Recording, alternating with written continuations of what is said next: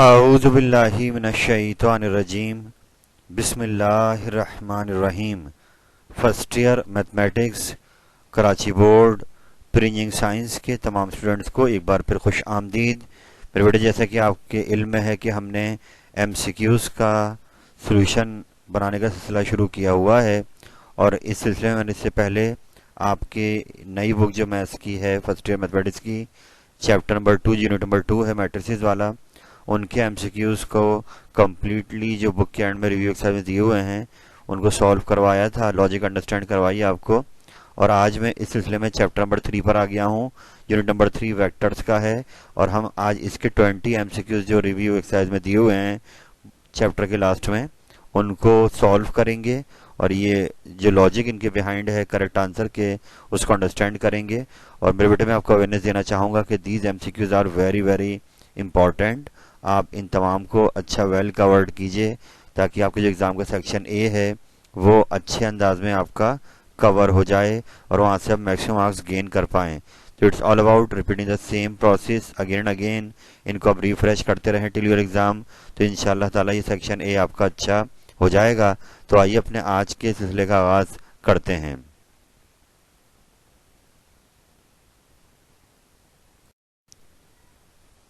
तो बेटा, यूनिट 3 का पहला एमसीक्यू आपके सामने आ गया है बुक का।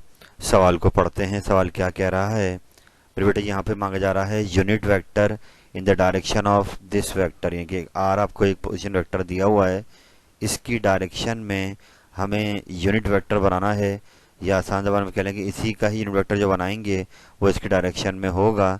तो अब चार ऑप्शन आपको दिए हुए हैं। तो इसके लिए लॉजिक क्या है मेरे बेटे कि यूनिट वेक्टर का फॉर्मूला होता है कि वेक्टर जो भी हो जिसका यूनिट वेक्टर बनाना हो, जिसके पैरेलल बनाना हो यूनिट वेक्टर, उसको ऊपर रखा जाता है और उस वेक्टर की मैग्नीट्यूड को नीचे रखा जाता है। तो ये वेक्टर है जिसकी डायरेक्शन में हमें यूनिट वेक्टर बनाना है। तो हम क्या करेंगे, पहले इस वेक्टर की मैग्नीट्यूड बनाएंगे। किस तरीके से कि फॉर्मूला आपको पता ही है, स्क्वायर रूट आई के कोएफिशिएंट का स्क्वायर, तो आई यहाँ पे कोएफिशिएंट 2 है, प्लस जे के स्क्वायर, तो जे यहाँ पर 1 है, और के आपके साथ -1 है। तो आपने वैल्यूज को पुट कर दिया, उनके स्क्वायर्स को ऐड करा तो माइनस स्क्वायर +1 हो गया, और √6 आपकी इसकी मैग्नीट्यूड आ गई।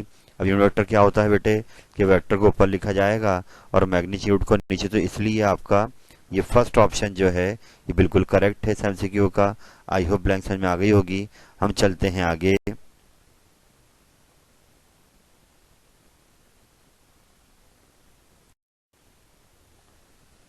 बेटे, सेकंड एमसीक्यू आपके सामने आ गया है, और यहाँ पर ये बिल्कुल फिजिक्स में जैसे आप चैप्टर पढ़ते हैं स्केलर वेक्टर का, तो वहाँ पर भी ये बात आती है कि magnitude of A cross B, यानी cross product of two vectors हैं ए और बी, उनका लिया जा रहा है क्रॉस प्रोडक्ट। उस क्रॉस प्रोडक्ट की अगर मैग्नीट्यूड निकाली जाए तो मैथमेटिकली वो हमें क्या देती है, क्या रिप्रेजेंट करती है। किसी पैराग्राम की अगर एडजेसेंट साइड्स हों वेक्टर ए और बी जिनका क्रॉस आप निकाल रहे हैं, तो इसका बहुत आसान सा आंसर है कि ये एरिया ऑफ पैराग्राम का फॉर्मूला है कि magnitude of A cross b. ये फॉर्मूला फिजिक्स में भी आप देखेंगे, area of parallelogram equal to magnitude of A cross B. तो इट मीन्स इस ब्लैंक के आंसर में क्या आएगा, एरिया आएगा। आई होप ये आपको आसान लगा होगा। चलते हैं आगे।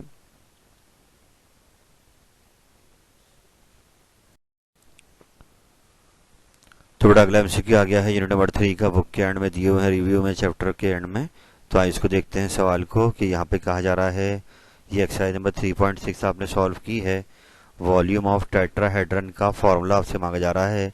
अगर तीन वेक्टर्स हों ए बी और सी, डायग्राम आप देख सकते हैं नीचे, कि अगर वो टेट्राहेड्रन बना रहे हों तो उसके वॉल्यूम का फॉर्मूला क्या होता है। तो 1/6 जो पैरेलल पाइप का वॉल्यूम आता है, तो पैरेलल पाइप का वॉल्यूम होता है स्केलर ट्रिपल प्रोडक्ट के बराबर, यानी ए बी सी जो लिखा हुआ है ये ब्रैकेट के अंदर, ये कहलाता है पैरेलल पाइप की वॉल्यूम का फॉर्मूला।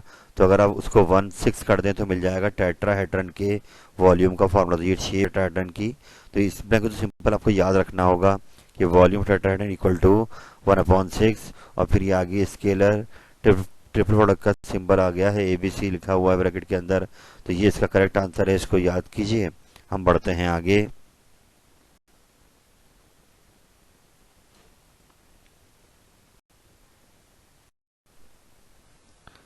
तो बेटा, नेक्स्ट एमसीक्यू आपके सामने आ गया है जहां पर ये बात कर रहा है स्केलर ट्रिपल प्रोडक्ट के फॉर्मूले की, कि यहाँ पर तीन वेक्टर्स हैं ए डॉट बी क्रॉस सी, यानी कि ए का डॉट ले रहे हैं बी और सी के क्रॉस के साथ, तो बोल रहे हैं किसके इक्विवेलेंट होगा इन चार ऑप्शन में से, दिया हुआ सवाल किसके इक्विवेलेंट है। तो बेटा बहुत इजी है कि यहाँ पर एक्सचेंज वाली प्रॉपर्टी लगेगी कि क्रॉस और डॉट इंटरचेंज हो सकते हैं, कि क्रॉस बाहर लगा दें तो ए क्रॉस बी और डॉट आगे लगा दें तो ये a cross B dot c. Last option आपका जो नज़र आपको आ रहा है ये करेक्ट है इसके अंदर। और इसकी लॉजिक ये है कि आपको पता है भाई कि ये फॉर्मूला क्या आता है स्केलर ट्रिपल प्रोडक्ट का, तो ये इक्विवेलेंट होता है कि A dot B cross C या B dot C cross C या C dot A cross B. तो ये जो लास्ट ऑप्शन है इसमें तकरीबन आप डॉट को आगे पीछे कर सकते हैं, तो इसलिए C dot A cross B लिखें या A cross B dot C लिखें, ये एक ही बात है। इसलिए लास्ट ऑप्शन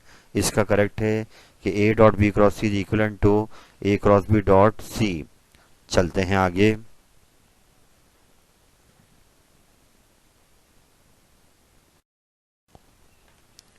तो बेटा ये अगला सवाल आपके सामने आगे, इसका नंबर है 5 और यहाँ पर दो वेक्टर्स दिए गए हैं ए और बी और बताया जा रहा है कि अगर वो पैरेलल हैं, पैरेलल आपको पता है कि डायरेक्शन का सेम होना, उनका एंगल क्या बनेगा 0 डिग्री। तो अगर वेक्टर का एंगल 0 डिग्री बन रहा है तो बताइए A dot B stand for dot product of these two vectors, कि इन दोनों के डॉट प्रोडक्ट का आंसर क्या आएगा अगर ये वेक्टर्स आपस में पैरेलल हों। तो इसकी लॉजिक ये है बेटा कि ए डॉट बी का फॉर्मूला होता है ए बी कॉस थीटा, तो पैरेलल में एंगल क्या होता है 0 डिग्री और कॉस 0 क्या हो जाता है 1, तो ए बी बन जाए ए बी। तो इसलिए लास्ट ऑप्शन ए बी जो आ रहा है वो इसका करेक्ट आंसर है, क्योंकि पैरेलल की वजह से एंगल क्या हो गया 0 डिग्री और डॉट में क्या लगाते हैं कॉस, तो इसलिए last option is the correct answer. I hope ये क्लियर हो गया होगा। हम चलते हैं आगे।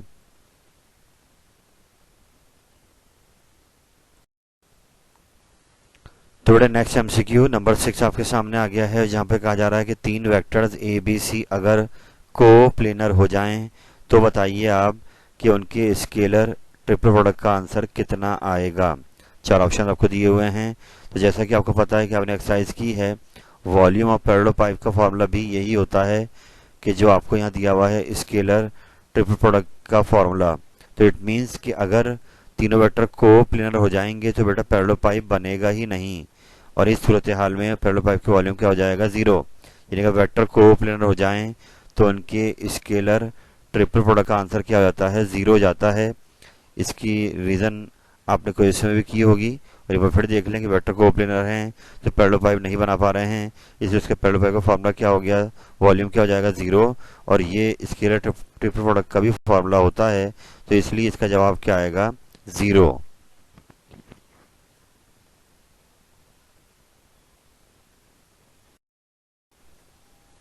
नंबर 7 एमसीक्यू आपके सामने आ गया है और यहाँ पर एक वर्ड आ रहा है आपके सामने जो कि है डायरेक्शन कोसाइन के हवाले से।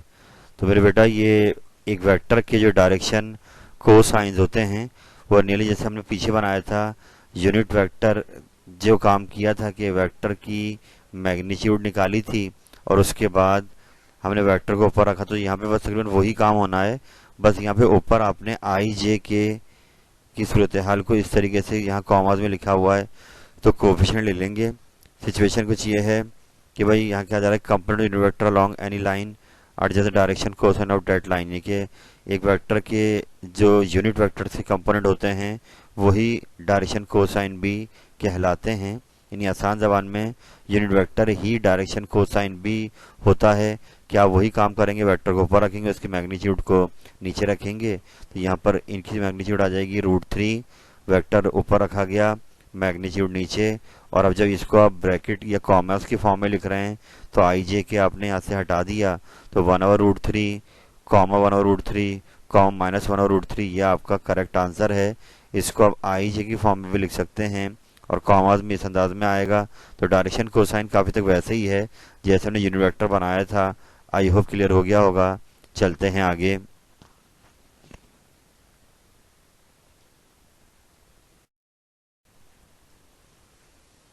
बेटे नंबर 8 एमसीक्यू आपके सामने आ गया और बहुत इजी सा एमसीक्यू है, फिजिक्स से भी रिलेटेड है कि जब हम दो वेक्टर का क्रॉस प्रोडक्ट निकालते हैं तो जैसा कि आपके इल्म में है कि एक नया वेक्टर हमें मिलता है तो उस वेक्टर की डायरेक्शन के बारे में पूछा जा रहा है कि ए क्रॉस बी निकालने पर जो वेक्टर में मिलता है उसकी डायरेक्शन ए और बी के हिसाब से कैसी होती है।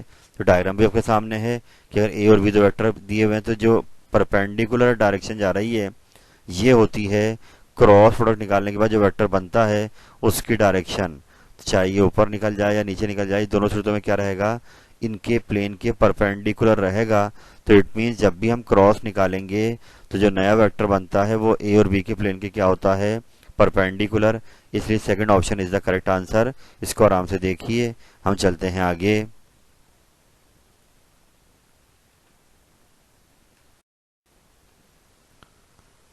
बेटा नंबर 9 एमसीक्यू आपके सामने आ गया है और आइए यहाँ पे क्या कहा जा रहा है कि एक वेक्टर है ए जो कि मिलेगा हमें P1 और P2 के वेक्टर से। अब P1 P2 क्या है, ये पोजीशन वेक्टर इनके दिए हुए हैं। P1 की कोऑर्डिनेट है 0 0 1, ये आई जे के फॉर्म में, लेकिन तो खाली के आएगा इसमें। और P2 है -3i j+2 के, तो इसको ब्रैकेट में लिखा तो इस तरीके से लिख दिया गया। तो अब यहाँ पर ये बोल रहा है कि अगर P1 से शुरू हो टेल और P2 के हेड तक वो वेक्टर जाए तो बताइए उस वेक्टर की लेंथ कितनी होगी। आपसे पहले तो वेक्टर बनाना होगा और फिर उसकी मैग्नीट्यूड निकालनी होगी। तो वो होगा इस ब्लैंक का आंसर, यानी कि हमसे ये ए वेक्टर की मैग्नीट्यूड का आंसर मांग रहा है। तो इसके लिए बेटा क्या होगा कि आपने पढ़ा है क्वेश्चंस के अंदर कि फाइनल माइनस इनिशियल, कि आप P1 P2 और वेक्टर बनाना चाहते हैं जो कि ए के बराबर है, तो ये कैसे निकलेगा P2 माइनस P1। तो P2 का वेक्टर पहले आया -312 पहले आ गया, माइनस P1 बाद में आ गया 0 0 1। अब कॉम में से पहले जो है वो आई है, दूसरा वाला जे है और तीसरा वाला के है। तो आई वाला आई में से माइनस, जे वाला जे में से माइनस और के वाला के में से माइनस किया। तो -3 1 और 1 ये वो वेक्टर आ गया जो वेक्टर ए है। और अब हमें चाहिए इसकी लेंथ यानी मैग्नीट्यूड, तो हम इसके कंपोनेंट के स्क्वायर लेंगे। -3 का स्क्वायर प्लस 1 का स्क्वायर प्लस 1 का स्क्वायर, तो 9 + 1 10 और 1 11। तो √11 इज द करेक्ट आंसर जो कि लास्ट ऑप्शन दिया हुआ है। तो आई होप ये ब्लैंक क्लियर हो गई। इसको आराम से देखिए। हम चलते हैं आगे।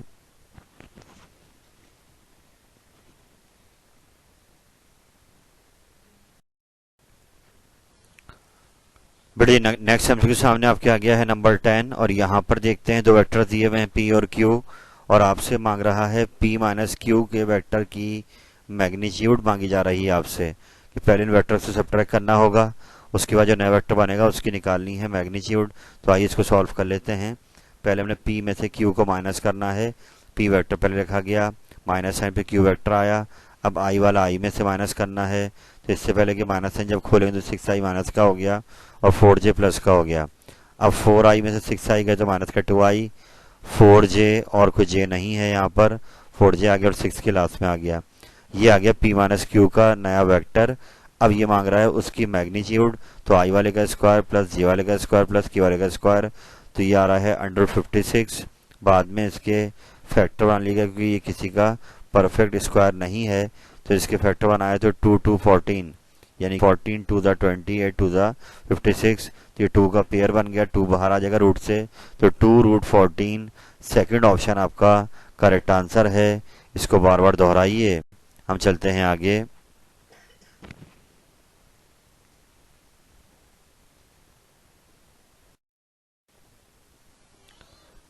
बेटे ये अगला सवाल आपके सामने आ गया, इसका नंबर है 11 और आइए इस सवाल को थोड़ा आराम से समझते हैं। कोई इसमें क्या कहा जा रहा है कि दो वेक्टर्स ए और बी हैं जो कि नॉन जीरो हैं, कोई भी इनमें से नल वेक्टर नहीं है, किसी की मैग्नीट्यूड भी इसमें जीरो नहीं है। अब आगे बताया गया कि इनका जब क्रॉस निकाला गया ए क्रॉस बी, यानी कि निकाला गया वेक्टर प्रोडक्ट, तो वो आ रहा है यूनिट वेक्टर, यानी उसकी जो मैग्नीट्यूड आ रही है ए क्रॉस बी निकालने के बाद वो आ रही है 1। ए क्रॉस बी आपको 1 दिया हुआ है, जबकि इंडिविजुअली जो ए और बी की मैग्नीट्यूड हैं वो √2 के बराबर हैं। इस इंफॉर्मेशन को आप यूज़ करें और बताएं कि इन वेक्टर्स के दरमियान एंगल कितना बनेगा। थीटा मांगा जा रहा है। इन वेक्टर्स के दरमियान में तीन बातें आपको दी हुई हैं कि ए क्रॉस बी की मैग्नीट्यूड 1 है और ए और बी की अपनी मैग्नीट्यूड √2 के बराबर है। इस इन्फो को यूज़ करना है और एंगल निकालना है। थोड़े इस सूरत हाल में की बात हो रही है ए क्रॉस बी की, तो उसकी मैग्नीट्यूड का फॉर्मूला होता है ए बी साइन थीटा। तो ए क्रॉस बी की मैग्नीट्यूड आपको 1 दी हुई है इस सवाल में। यूनिट वेक्टर है वो, ए खुद √2 है, बी भी √2 है। तो अब इसको सॉल्व करके थीटा निकाला जाएगा, तो √2 √2 पूरा 2 हो जाएगा, नीचे आके 1 से डिवाइड हो गया, 1/2, साइन इधर के साइन इनवर्स हो गया, और साइन इनवर्स हाफ होता है 30 डिग्री। रेडियन में लिखते हैं π/6 रेडियन, तो इसलिए इसका आंसर आ गया है π/6, यानी कि third option is the correct answer. इसको आप बार बार दोहराइए। हम चलते हैं आगे।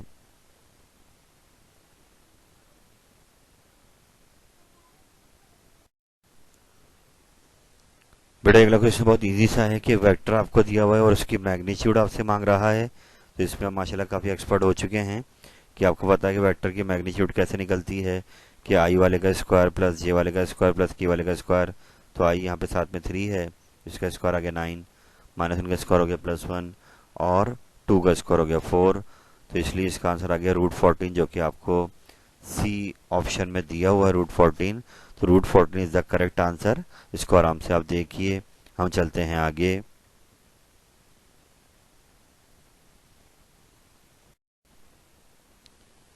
बेटा अगला सवाल बहुत इजी सा आ गया है कि आपको ब्रैकेट में एक पोजीशन वेक्टर गिवन है, आपने उसको आई जे की फॉर्म में देखना है कि कैसे रिप्रेजेंट करेंगे इस पोजीशन वेक्टर को आई जे की फॉर्म में। जो बेटा बहुत इजी है, कॉमा से पहले क्या होता है आई, उसके बाद जे, और लास्ट में क्या आता है के।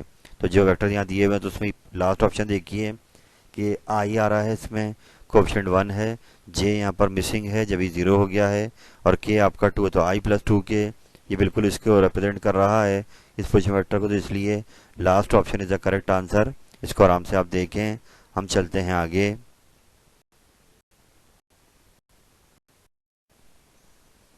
तो बेटा इस टाइप का एक सवाल पीछे हम लोग कर चुके हैं कि यहाँ पर दो वेक्टर्स की बात हो रही है जिसमें ओ ओरिजिन है और ओ पी एक वेक्टर दिया हुआ है, ओ क्यू एक वेक्टर दिया हुआ है, और आपसे मांग रहा है कि बताइए पी क्यू वेक्टर क्या बनेगा। तो वहाँ हमने देखा था कि फाइनल माइनस इनिशियल बनाते हैं हम लोग। पी क्यू मतलब कि क्यू माइनस पी वाला सिनेरियो यहाँ पे लगेगा कि अगर हमें पी क्यू वेक्टर चाहिए तो हम ओ क्यू में से ओ पी को माइनस करेंगे, यानी ओ क्यू ये टर्मिनेट हो रहा है तो इसका हेड यहाँ आ जाएगा और ओ पी इसकी इनिशियल पॉइंट टेल होगा। तो पी क्यू कैसे निकलेगा, O Q minus O P. तो ओ क्यू वेक्टर पहले रखा जाएगा माइनस ओ पी वेक्टर। अब ब्रैकेट खुला तो माइनस साइन, सबकी साइन चेंज हो गई। आई वाला आई में से माइनस, जे वाला जे में से माइनस, और के वाला के में से। तो इसलिए 5i माइनस 2i 3i रह जाएगा, 4j माइनस 3j जे रह गया, और 4k माइनस 3k के रह गया। तो ये आपका सी ऑप्शन दिया हुआ है, करेक्ट है। तो इसको आराम से आप देखिए। हम चलते हैं आगे।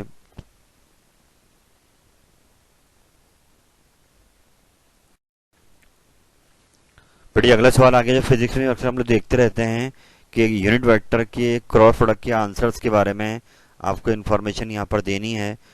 के क्रॉस जे का आंसर ये मांग रहा है आपसे। तो मेरे बेटे एक तो फॉर्मूला ये कि के क्रॉस जे माइनस आई के बराबर होता है।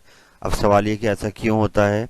अगर आप फिजिक्स में थोड़ा स्ट्रांग हैं तो ये इस तरीके से मैं आपकी हेल्प करता हूँ यहाँ पर कि पहले तो ये आप यहाँ देखिए कि जब भी हम दो यूनिट वेक्टर को मल्टीप्लाई करते हैं तो ये ऐसे क्लॉकवाइज सिनेरियो बन रहा होता है कि जब हम आई क्रॉस जे करते हैं तो के मिलता है, जे क्रॉस के करेंगे तो आई मिलेगा, के क्रॉस आई करेंगे तो जे मिलेगा। नहीं, अगर हम क्लॉकवाइज चलते हैं तो अगला जो यूनिट वेक्टर मिसिंग है वो प्लस में मिलता है। जैसे आप जैसे कहेंगे यहाँ पर आई क्रॉस जे करें तो आंसर क्या आ रहा है के, ऐसे ही जे क्रॉस के कर रहे हैं तो आंसर क्या आ रहा है आई, के क्रॉस आई कर रहे हैं तो आंसर क्या आ रहा है जे। लेकिन अगर हम एंटी क्लॉक जाते हैं कि अपोजिट जाते हैं डायरेक्शन में, जैसे कि यहाँ पे हम जा रहे हैं कि के क्रॉस जे, के पहले आ रहा है जे बाद में आ रहा है, तो के क्रॉस जे हमें अपोजिट आना पड़ेगा। तो इस सूरत हाल में हमें रिटर्न में आंसर प्लस में नहीं मिलेगा बल्कि माइनस में मिलेगा कि के क्रॉस जे का आंसर माइनस आई आएगा।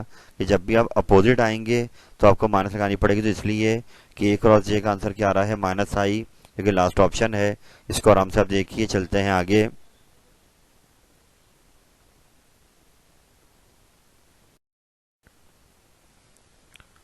फिर अगला क्वेश्चन सामने आ गया। ये भी काफी फिजिक्स से रिलेटेड है कि आपको कमांड होनी चाहिए स्केलर प्रोडक्ट और वेक्टर प्रोडक्ट पर, कि आपको उनके फॉर्मूलाज आने चाहिए। तो यहाँ पर सवाल दिया जा रहा है कि बताइए दो वेक्टर्स के दरमियान वो कौन सा एंगल होगा जिस पर मैग्नीट्यूड क्रॉस प्रोडक्ट की भी और डॉट प्रोडक्ट की भी सेम आ जाए, इक्वल आ जाए।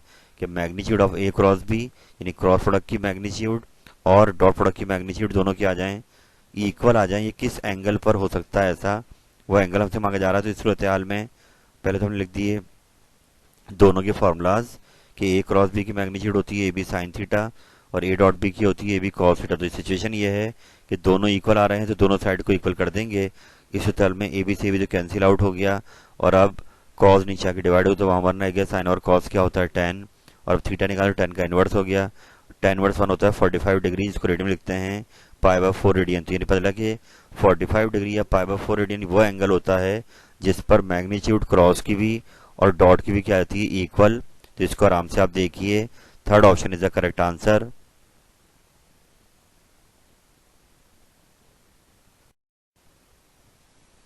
बड़े स्टेप से ऊपर ही हमने करा था कि नंबर 17 में आपसे कह रहा है कि एक पॉइंट हमें दिया हुआ है, पोजीशन वेक्टर की ही बात हो रही है कि ओरिजिन से बताना है कि वो पॉइंट कितना दूर है। तो ये पोजीशन वेक्टर ही होता है कि ओरिजिन से पॉइंट कितना दूर है, तो एक वेक्टर ड्रॉ करते हैं ओरिजिन से। तो यहाँ पे ओरिजिन होता है 0 0 0।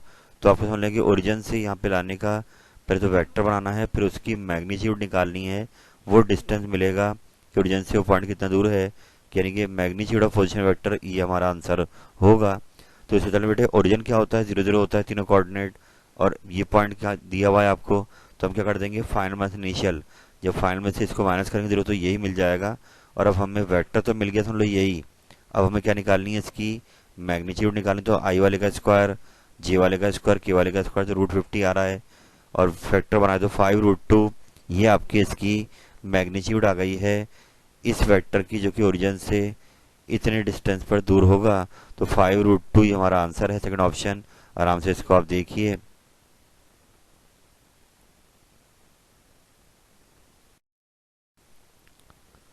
नेक्स्ट आ गया नंबर 18। काफी तक वैसे ही है कि हमें दो वेक्टर्स के इनिशियल और टर्मिनल पॉइंट्स वेक्टर की सूरत में दिए हुए हैं कि इनिशियल पॉइंट ये है और फाइनल पॉइंट ये है। तो ये पहले भी आया था पी और क्यू वाला सवाल कि हमने वहां पर क्यू में से पी को माइनस कर दिया था।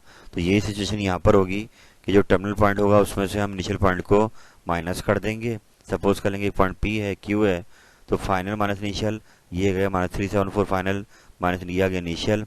आई वाले में से आई को माइनस, जे वाले जे को माइनस, के वाले के को माइनस, तो यूं -5,2,4 आ गया। और अभी इसकी मैग्नीट्यूड मांग रहा है आपसे, नहीं मैग्नीट्यूड नहीं निकालनी, खाली वेक्टर को आई जे की फॉर्म में लिखना है। तो कॉमा हटा देंगे -5i + 2j + 4k, यानी कि ये वेक्टर ही मांग रहा है। तो इसलिए आपका सी ऑप्शन यहाँ पर करेक्ट है। आप इसको आराम से देखिए।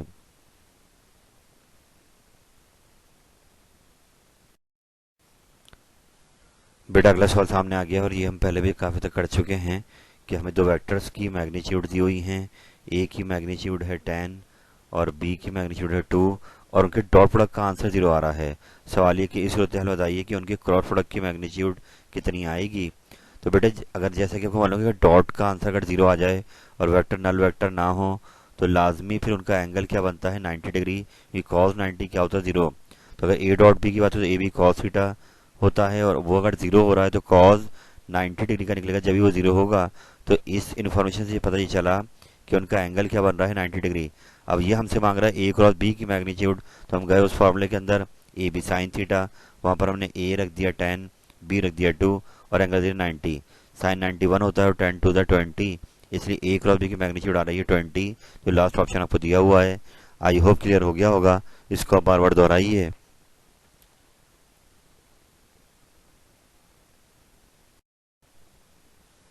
बड़े लास्ट एमसीक्यू सामने आपके आ गया है जहां पर आपसे पूछा जा रहा है कि आप बताइए हम नंबर ऑफ वेक्टर्स कितने बना सकते हैं कि जो कि यूनिट लेंथ के होंगे, यानी कि लेंथ यानी मैग्नीट्यूड 1 होगी और वो परपेंडिकुलर होंगे प्लेन ऑफ द वेक्टर, यानी कि यूनिट वेक्टर तो हैं भाई। अब जिसकी मैग्नीट्यूड 1 होती है, अब यहाँ सवाल को समझें कि दो वेक्टर नीचे में दिए गए हैं ए और बी, ये उनके प्लेन के परपेंडिकुलर कह रहा है कि हम कितने यूनिट वेक्टर बना सकते हैं। तो ये काम पहले भी हमने किया था, अगर आपको याद आ जाए कि मैंने वहाँ ये डायग्राम बना के दिखाई थी आपको कि जब भी हम दो वेक्टर का क्रॉस निकालते हैं तो रिजल्ट में हमें दो परपेंडिकुलर वेक्टर मिल सकते हैं, एक ऊपर की जानिब और एक नीचे की जानिब। यानी कि कह रहा है, यहाँ सवाल ये कर रहा है कि हम कितने वेक्टर बना सकते हैं जो कि दो वेक्टर के प्लेन के परपेंडिकुलर होंगे एक पॉइंट पर ही। तो वो पॉइंट पे एक ही पॉइंट पर हम ऊपर भी और नीचे भी वेक्टर बना सकते हैं। दो वेक्टर ऐसे हैं, दोनों डायग्राम में देखिए आप कि दोनों के यहाँ परपेंडिकुलर, तो यहाँ 2 इज द करेक्ट आंसर, जो कि ये शो कर रहा है कि हम किसी भी दो वेक्टर के प्लेन के परपेंडिकुलर दो वेक्टर बना सकते हैं जो कि सेम पॉइंट पे बने, लेकिन वो एक ऊपर की जानिब और एक नीचे की जानिब। तो 2 इज द करेक्ट आंसर।